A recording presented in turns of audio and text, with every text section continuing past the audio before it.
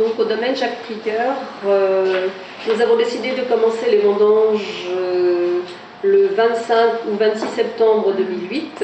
Donc nous pouvons considérer qu'en Bourgogne, 2008 est un millésime un peu tardif, car nous avons commencé les vendanges fin septembre, mais c'est un millésime que j'ai beaucoup aimé parce que j'aime en principe la compétition. Donc pour moi c'était vraiment un millésime de compétition, dans le sens où c'est un millésime pas très facile. Les conditions climatiques pendant l'été, juillet, août et début septembre, n'étaient pas très bonnes, c'est-à-dire beaucoup de temps gris, beaucoup de nuages, pas beaucoup de soleil. Donc c'est un millésime pour lequel nous devions être très patients pour attendre la bonne maturité. Par exemple, au domaine Jacques Prieur, nous avons pris une décision stratégique qui, pour moi, était importante pour la qualité finale du Pinot Noir en particulier. Nous avons décidé 3 semaines avant le début des vendanges, c'est-à-dire à partir du 5-6 septembre, d'aller dans les vignes avec une équipe restreinte pour couper les raisins de Pinot Noir qui n'étaient pas suffisamment arrivés à maturité et qui pouvaient aussi, ces raisins, se dégrader au niveau de la pourriture. Donc nous avons éliminé, avant les vendanges, une partie de la récolte, de façon à privilégier les raisins que nous laissions sur les vignes, sur les pieds de vigne, de façon à privilégier la bonne maturité et le bon état sanitaire de ces raisins. Et je parle en particulier du Pinot Noir. Pour moi, c'était véritablement important pour réussir ce millésime 2008 en rouge.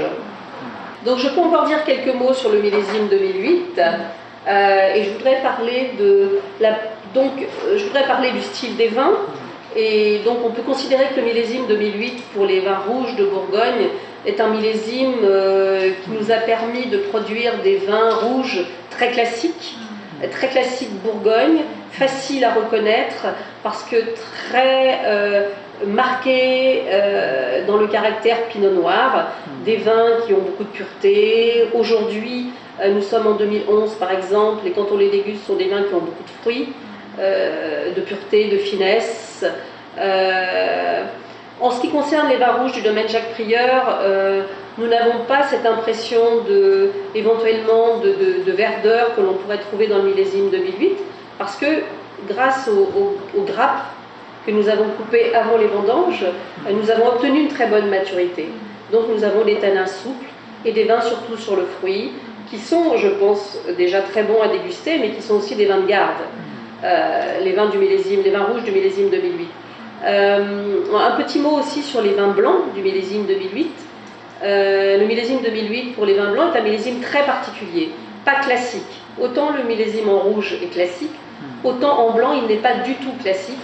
Nous avons commencé les vendanges pour le chardonnay à peu près à la même période, fin septembre aussi, vers le 26, 27, 28 septembre. Et là,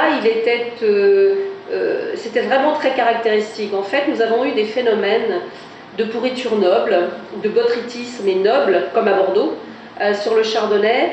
Et c'est un phénomène vraiment très rare en Bourgogne. C'est complètement inhabituel. Pourquoi nous avons eu ce phénomène en 2008 ? Parce que nous avons eu à la fois un temps humide, avec du brouillard, et fin septembre, le temps s'est mis à être très chaud, avec du vent du nord, donc on a eu des phénomènes de pourriture noble et de concentration sur le chardonnay.